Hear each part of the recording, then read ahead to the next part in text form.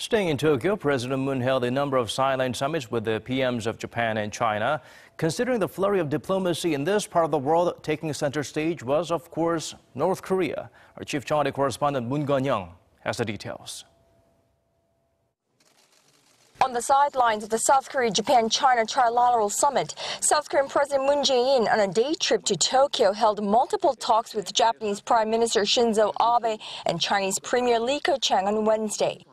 President Moon's hour-long face-to-face with Prime Minister Abe at the Japanese head of government's office centered mostly on Mr. Moon's historic meeting with North Korean leader Kim Jong-un, who is expected to have a summit soon with U.S. President Donald Trump.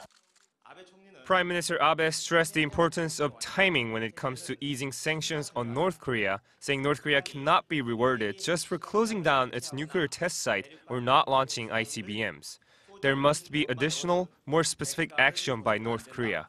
President Moon replied South Korea has no plans to do so without the consent of the international community.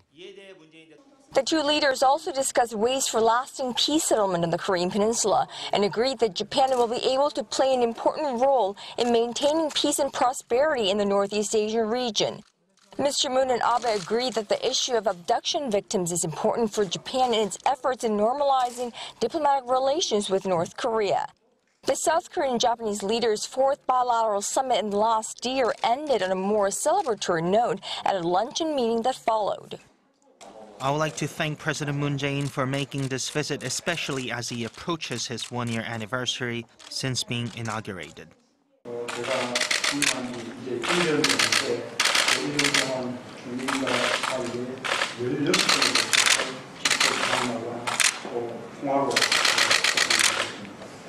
Meanwhile, the mood on North Korea was noticeably different at a meeting between South Korean President Moon Jae-in and Chinese Premier Keqiang later in the afternoon.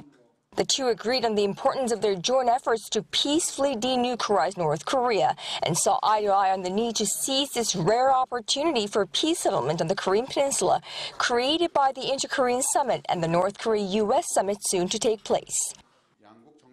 The two leaders agreed that the international community, including the United States, should actively participate in ensuring a brighter future for North Korea in the form of regime security and economic development support should the North carry out complete denuclearization. Moon Connyoung, Arirang News.